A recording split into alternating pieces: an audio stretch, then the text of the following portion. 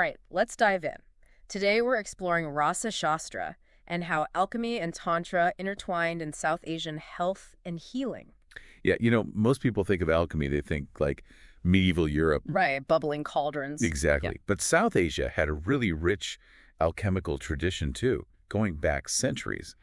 It's called Rasaśāstra. And just like Western alchemy, it was closely tied to spiritual practices, especially Tantra.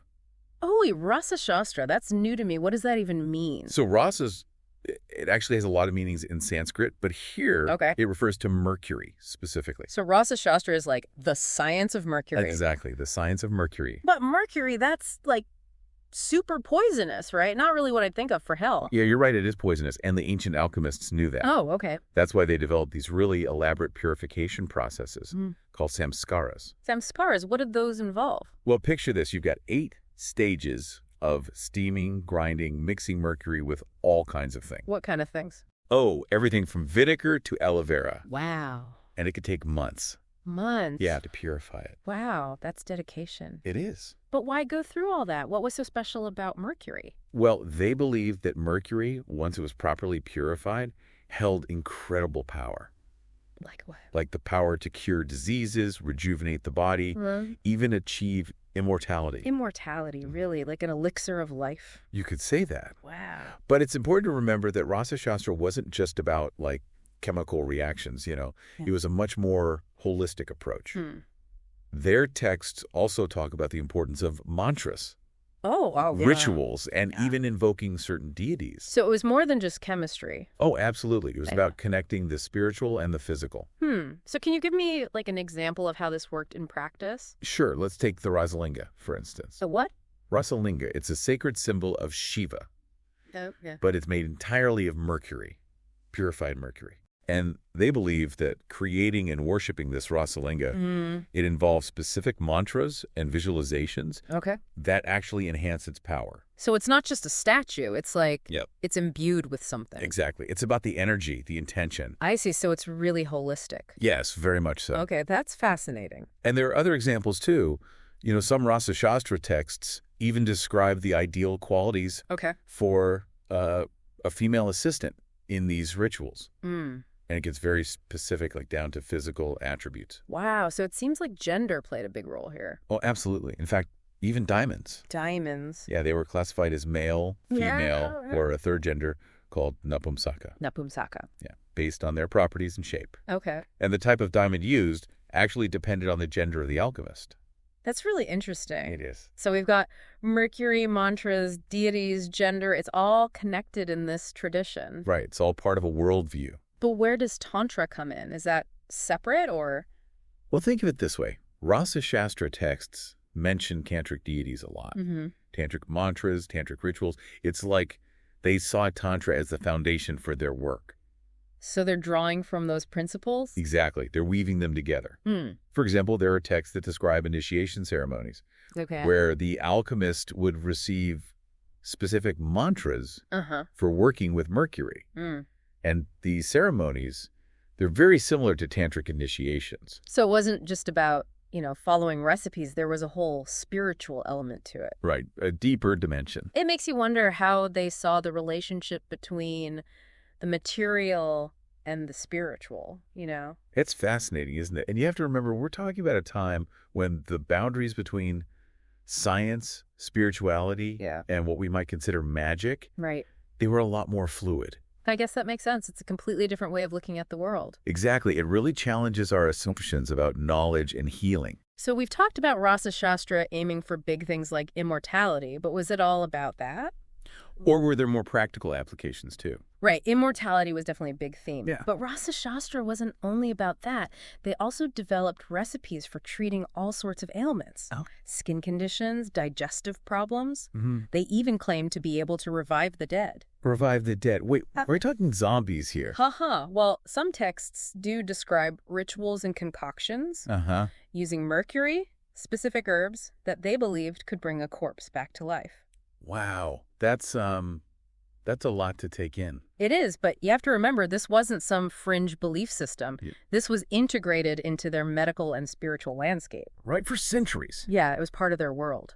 So all this is super interesting, but what about now? Does this tradition still exist? It does, but in evolved forms, modern Ayurveda, Okay. which is the traditional Indian medicine system, Yeah. it still uses some Rasaśāstra principles. So they still use mercury in Ayurveda. Not as much as in the past, no. Okay. The toxicity of mercury is much better understood now, so its use is really limited and carefully regulated. That makes sense. I guess it's natural for traditions to adapt over time. It is. It's about finding what works. And what about the spiritual side of things? Yeah. The mantras, the rituals? Those are often downplayed in modern interpretations. Oh, why is that? Well, there's a push to present Ayurveda as a purely scientific system. Okay. So it kind of distances it from its more esoteric roots. So they're trying to fit it into a more modern framework. You could say that. Hmm. But you do lose some of the richness and the holistic perspective. Yeah, it's a shame because it all seems so interconnected. It is. It all ties together. Well, we've only just scratched the surface here. We have. There's so much more to explore. There is. It's a really fascinating world. I'm ready to dive deeper. Let's do it. Yeah. You said you were ready to dive deeper. Oh, yeah. Well, get ready, because Rasaśāstra wasn't just about mercury. They also worked with other substances, like diamonds. Diamonds. Like the gemstone. Exactly, those diamonds. What did they use those for? Oh, remember how we talked about the importance of gender in Rasaśāstra? Yeah. That applied to diamonds, too. They were classified as male, Okay. female, Uh-huh. or a third gender called napumsaka. Wait, diamonds had genders. Yeah, it sounds strange, right? A little bit. But it shows you how they really applied that concept of gender to the natural world. For example, a male diamond, it was supposed to have 8 edges, 6 angles, and resemble a rainbow. So like a perfectly symmetrical, sparkly diamond. Basically, yeah. Okay, what about female diamonds? Those were described as round, flat, and rough. Okay, so different properties. Right. And the third gender, the napumsaka diamonds, Yeah. those were said to have blunt angles, and they weren't round. So kind of in between the male and female? Exactly, like a blend of characteristics. Interesting, but did they actually use these different diamonds for different things? Oh, absolutely. The use of a diamond depended not only on its gender, Okay. but also on the gender of the alchemist working with it. Wow, so it gets even more complex. It does. It all ties together. So it's like they saw everything, even diamonds, through this lens of gender and energy. Right. It was a fundamental part of their worldview. And that brings us back to Tantra, right? It does. Remember those Rasaśāstra texts we mentioned that talked about attracting or influencing a sexual partner? Oh, yeah. Those are interesting. Well, those often involved using specific substances. And you guessed it. Diamonds were sometimes involved. Really? So they used diamonds in love rituals or something? Well, they wouldn't have called them love rituals. Right, of course. But yeah, the intention was similar. Like to enhance attractiveness or something. Something like that. For example, there are texts that talk about using a paste made with diamonds. Okay. And other ingredients, the details are a little more specific than we probably need to get into. Yeah, that's all right. We can use our imagination. Uh-huh. So it sounds like they believed diamonds had some kind of magical power. Well, they didn't use the term magic. Right. But they did believe that substances like diamonds had these potent spiritual properties. So it's about harnessing that energy. Yes, exactly. It's fascinating how different their worldview was from ours. It is. They saw the world as this web of interconnected energies. Speaking of energy, we can't forget about the mantras. Oh, right. The mantra. Yeah, we touched on them before, but I'd love to know more about how they use them. Okay, so in Rasaśāstra, mantras were more than just words. They were seen as these sonic vibrations that could actually influence reality. So, like, sound magic. You could say that, yeah. Wow. And they used them for all sorts of things, purifying mercury, invoking deities, enhancing medicines, even attracting specific outcomes like wealth or good health. So they were using mantras to try to align themselves with what they wanted. Precisely. That's the idea. It's a very different way of thinking than we're used to. It is, and this is where the Tantric connection gets even stronger. Okay. Because many of the mantras they used in Rasaśāstra were actually borrowed from Tantric traditions. So they were drawing on those ancient practices. Exactly, integrating them into their own system. That makes sense. And they didn't just use mantras randomly. There were specific instructions on which mantra to use, how to chant it, even what to visualize while chanting. So it was very structured and intentional. Oh, absolutely. It wasn't just something you did casually. It's amazing how they brought together all these elements: chemistry, spirituality, ritual, gender. It was a complex system. It was. But it all worked together. And they also had a deep understanding of the natural world, right? They did, especially when it came to plants. Oh, yeah, the plants, we haven't talked much about that. Right. Well, plants were essential to Rasaśāstra. Many texts describe all sorts of plants. Okay. And their medicinal uses. So they used herbs and things like that. Yeah, they'd often combine them with mercury in their concoctions. Were they seen as complementary? Yes. Some plants were thought to enhance mercury's power. Oh, cool. While others were believed to reduce its toxicity. I see. So they were trying to balance it out. Exactly. And did this knowledge about plants influence other healing systems? It did. It was passed down through generations. And you can also see it in other traditional systems like Ayurveda. Ayurveda, yeah. We've mentioned that a few times. Uh-huh. But I'm still not quite clear on how it relates to Rasaśāstra. Are they the same thing? Well, Ayurveda is a really vast and ancient system. Okay. It covers all sorts of practices: herbal medicine, diet, lifestyle, even spiritual practices. Okay. Rasaśāstra, you could think of it as a specialized branch of Ayurveda. Okay. That focuses specifically on using mercury and other minerals for healing. So it's like a subset with a particular focus. Exactly. And even though modern Ayurveda has moved away from using mercury so much. Yeah, because of the toxicity. Right. Many of the fundamental principles from Rasaśāstra are still there. Like what? Like the emphasis on purification, the importance of mantras, that holistic view of health. So even though they don't use mercury as much, the philosophy is still there. It is. It's part of the foundation. That's amazing how these ancient traditions endure. It is. It shows the power of these ideas. Yeah, and Rasaśāstra wasn't just about using mercury, right? It was about understanding these subtle energies. Exactly, and harnessing them for healing and transformation. It's about achieving that wholeness, both physically and spiritually. That's it. That's the core idea. And I'm curious, did they only use these practices for healing? Or were there other applications? Well, Rasaśāstra texts also describe rituals for achieving specific outcomes. Like what kind of outcomes? Oh, things like attracting wealth, influencing people. Wait, really? Like spells or something? They wouldn't have used the word spells. Okay, of course. But the idea was similar. What kinds of substances did they use for these rituals? All kinds. Herbs, minerals, even parts of animals, believe it or not. Parts of animals. Okay, now I'm really curious. For example, they used hairs from a lion's mane. Lion's mane, what was that supposed to do? They believed it could instill courage and strength in the person performing the ritual. So they were trying to absorb the lion's qualities. Exactly. They saw the natural world as this source of energy that you could tap into. It's so different from how we see things now. It is. They were much more connected to nature. Yeah, we tend to see ourselves as separate. Right. But they saw themselves as part of it. And they believed that you could manipulate those energies to achieve your goals. That's right. They were trying to understand the laws of the universe. It's like they were trying to hack the code of reality. In a way, yeah. And that brings us back to the idea of reviving the dead. It does, doesn't it? We talked about it before, but did they really think they could bring people back from the dead? Well, some Rasaśāstra texts do describe these elaborate rituals and concoctions, often using mercury and specific herbs. Okay. That they believed could revive a corpse. Did they give any examples? Yeah. One example involves a paste made from mercury, human semen. Human semen? Yeah.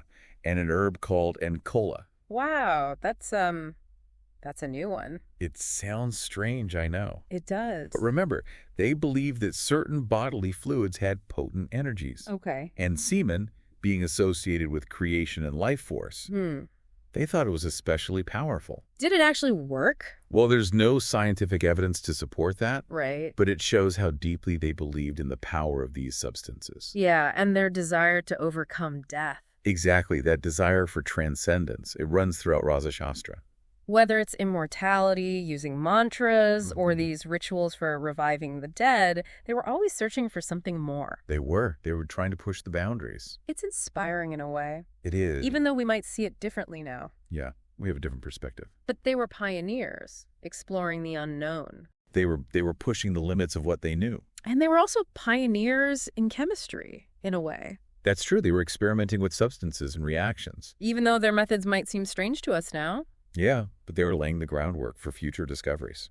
It's all about expanding our knowledge, questioning what we think we know. Exactly. It's about curiosity and exploration. And speaking of questioning, we should talk about the social context of Rasaśāstra. Okay. Remember our discussion about women and those ideal female assistants? Yeah. It raised some questions about gender roles. It did, and it's important to acknowledge that Rasaśāstra, like many ancient traditions, was embedded in a patriarchal society. So there was an element of inequality there. Yes, unfortunately. And we need to be aware of that to see how these practices could be harmful. Right, to recognize both the good and the bad. Exactly. It's about understanding the complexities of history. It's not about glorifying the past. No. Or condemning it. Right. It's about learning from it. Seeing the nuances. Exactly. And as we keep exploring Rasaśāstra, we need to keep that in mind. We do. It's important to have a balanced perspective.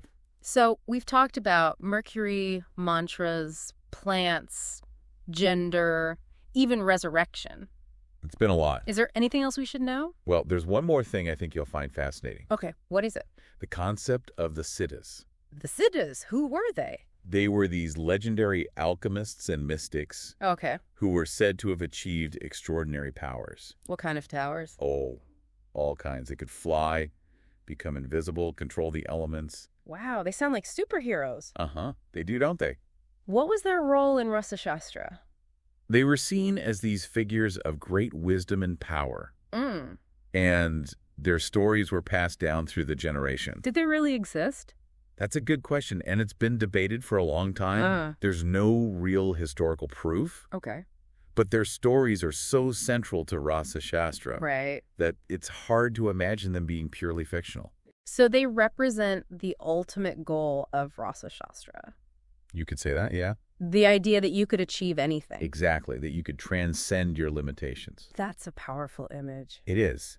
And whether they were real or not, they symbolize the potential for transformation. That's a great way to put it. And I think that's a good message to end on. I agree. It's been an incredible journey so far. It has. And I can't wait to see what else we uncover as we dive deeper.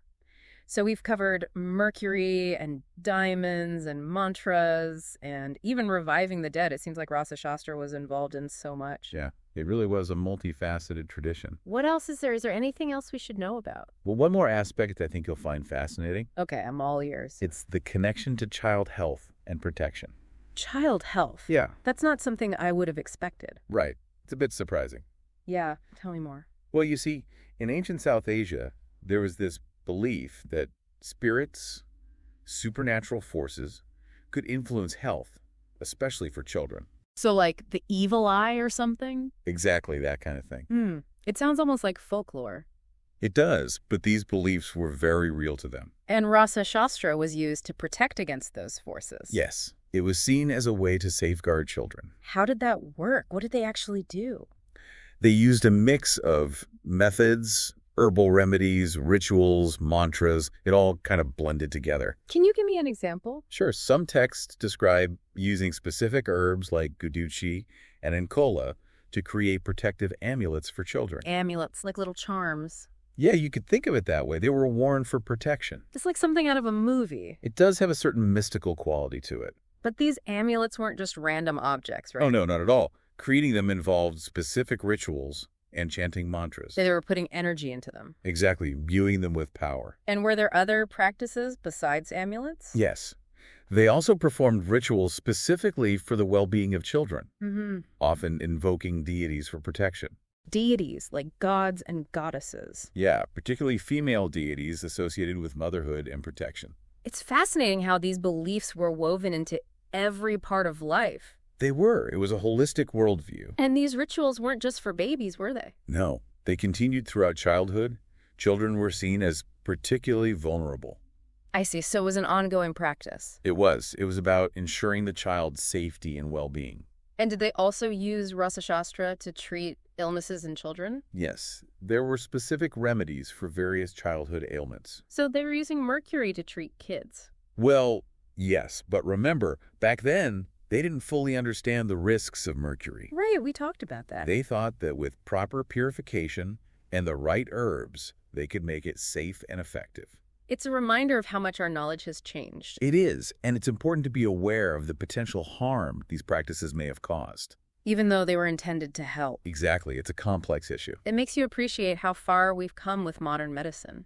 Absolutely. We've learned so much. But it's also important to understand the historical context, right? Yes, to see where these practices came from and why people believed in them. It's about finding that balance, acknowledging the good and the bad.